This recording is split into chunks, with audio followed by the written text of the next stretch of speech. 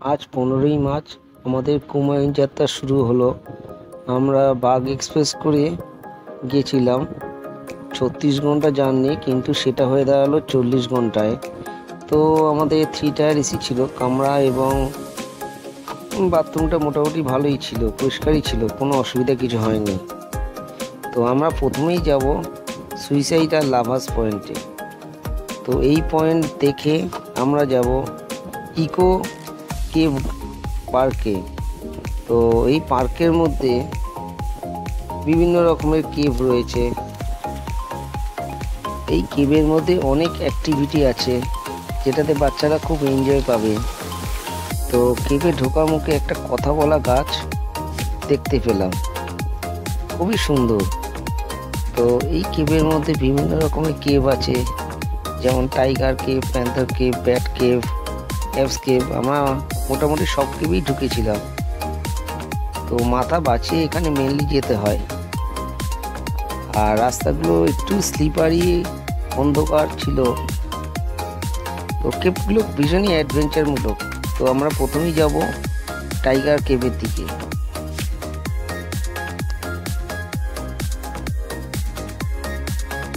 তো এখন আমরা টাইগার কেভের দিকে এগোচ্ছি। যত এগোচ্ছি তত একটা বাঘের গর্জন শোনা যাচ্ছে। ভেতরে পরিবেশটা খুবই রোমাঞ্চকর।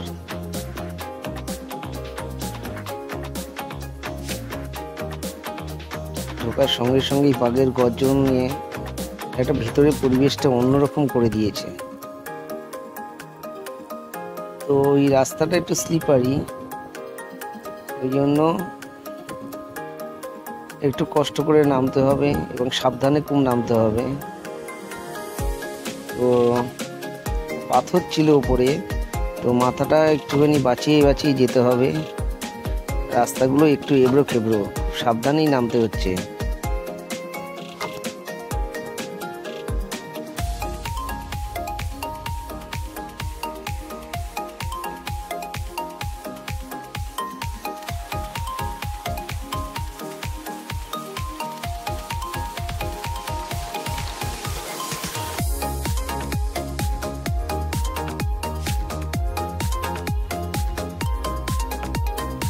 টাইগার কেভে পরে আমরা যাব প্যান্থার কেভের দিকে। এর ঠিক পাশেই আছে প্যান্থার কেভ। এই আমরা এগোচ্ছি এবার প্যান্থার কেভের দিকে। এইটা হচ্ছিল প্যান্থার কেভের রাস্তা। তো ভেতরটা মোটামুটি আলোই ছিল।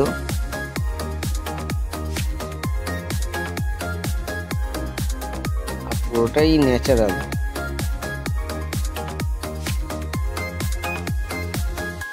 ভেতরটা খুবই রোমাঞ্চকর।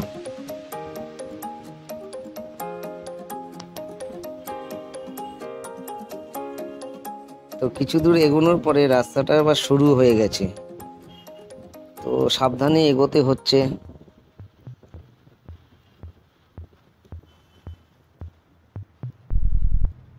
আমরা এখন একটু এগিয়ে এগিয়ে যাচ্ছি, বাচ্চারা সামনেই রয়েছে।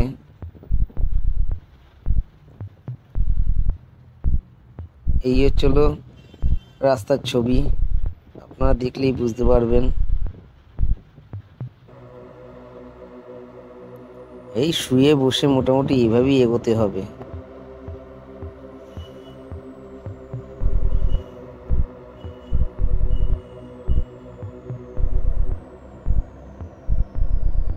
এবার একটু বসে বসে এগোতে হচ্ছে। এরপরে আমরা এগোলাম পর্কুপাইন কেভের দিকে। এর ঠিক পাশেই পর্কুপাইন কেভ। কেভগুলো মোটামুটি সবই একই সঙ্গে রয়েছে। তো এই পর্কুপাইন কেভটা আবার একটুখানি অন্ধকার রয়েছে।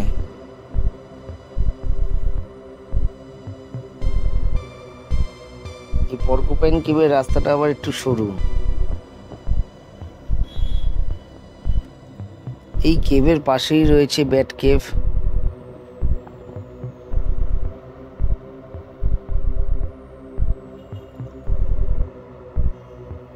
আমরা ব্যাট কেভের দিকে এগোচ্ছি।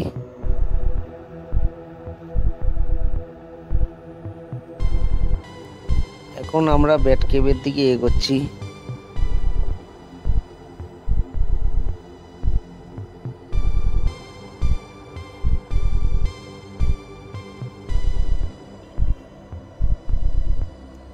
আমরা কেভের দিকে আস্তে আস্তে এগোচ্ছি। তো এই কেভটাতে একটুখানি হামাগুড়ি দিয়েই এগোতে হলো।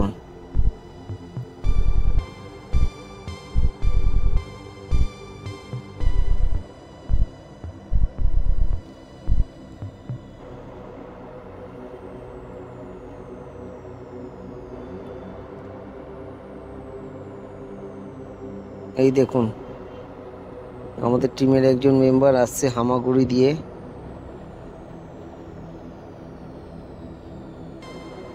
যতই কষ্ট হোক মুখে কিন্তু হাসিটা লেগেই রয়েছে। খুবই ভাল লাগছে, আনন্দের হাসি। অবশেষে আমরা কেভ থেকে বেরিয়ে এলাম।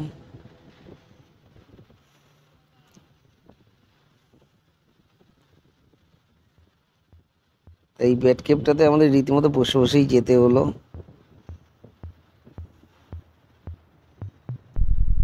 এখানে একটু অন্ধকার রয়েছে, মোবাইলের আলো দিয়েই এগোতে হলো।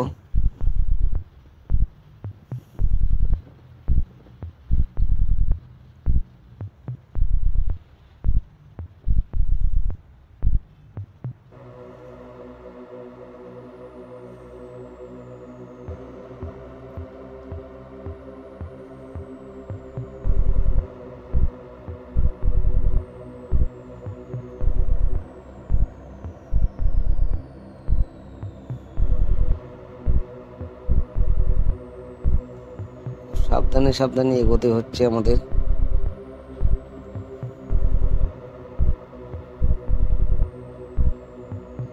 কেভ থেকে বেরিয়ে সবাই ছবি তোলার জন্য ব্যস্ত। বিশাল যুদ্ধ জয়ের আনন্দ একটা মুখে লেগে রয়েছে।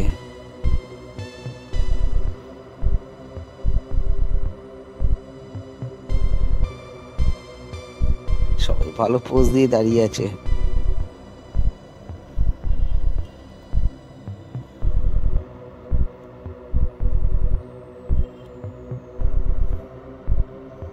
এরপরে আমরা এগিয়ে যাচ্ছি। এরপরে আমরা এগোবো ফ্লাইং ফক্স কেভের দিকে। তো এই কেভের রাস্তাটা একটু এবড়ো খেবড়ো, খুব সাবধানে যেতে হচ্ছে। এই হচ্ছিল ফ্লাইং ফক্স কেভ। এর পাশেই রয়েছে অ্যাপস কেভ। অ্যাপস কেভটা বেশ ভালো রিস্ক বলে আমরা আর এগোলাম না।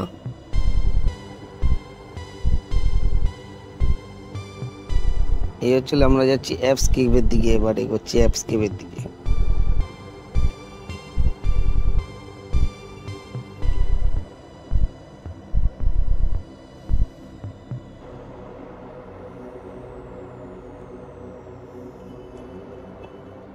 একটা দারুণ রোমাঞ্চকর লাগলো, খুবই ভাল লাগছে এই কেভের মধ্যে দিয়ে যেতে। এই দেখুন,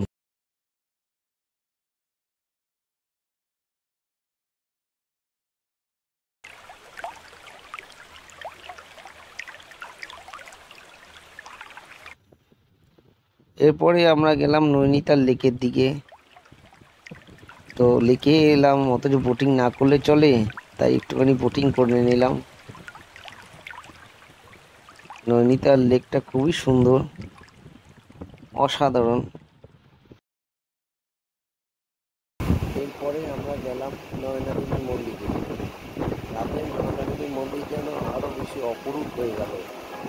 আর লেককে তো অসাধারণ দেখতে লাগছিল, যেন সোনাকি পোকা ঝিকিমিকি করছে। এর পরের দিনকে আমরা যাব কৌশানে। কৌশানেতে গিয়ে আপনাদের সঙ্গে আবার দেখা।